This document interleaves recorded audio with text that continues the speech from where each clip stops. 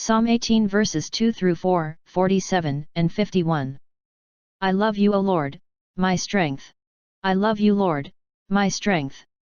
I love you, O Lord, my strength, O Lord, my rock, my fortress, my deliverer. My God, my rock of refuge, the horn of my salvation, my stronghold. Praised be the Lord, I exclaim, and I am safe from my enemies. The Lord lives, and blessed be my rock. Extolled be God my Saviour. You who gave great victories to your king, and showed kindness to your anointed. Psalm 18 is David's song of thanksgiving for God's accomplishments on behalf of Israel and David. The king represents Israel, especially to the other nations, and his victories shows those nations the power of David's God. In verse 4 we hear that David was humbled because he was at the point of death. David had come to the realization he was without enough resources to overcome his enemies. Proof that the Lord is alive and active in David's life was that he had rescued David from his enemies. David's struggle with enemies wasn't solely with Saul and the Philistines.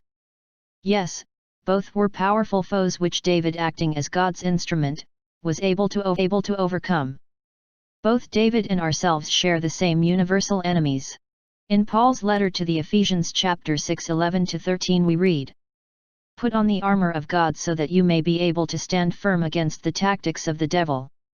For our struggle is not with flesh and blood but with the principalities, with the world rulers of this present darkness, with the evil spirits in the heavens. Therefore, put on the armor of God, that you may be able to resist on the evil day and, having done everything, to hold your ground."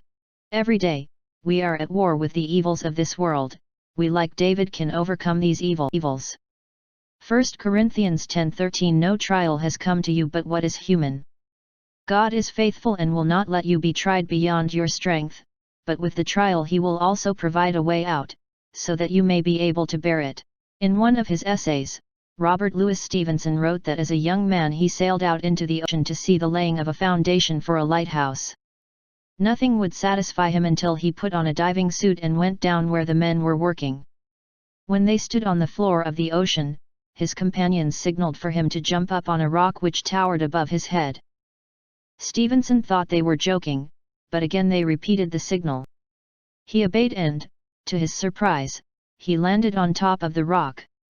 He had forgotten that the water was buoyant and that the ocean would support his body. God has an uplifting power which overcomes all odds.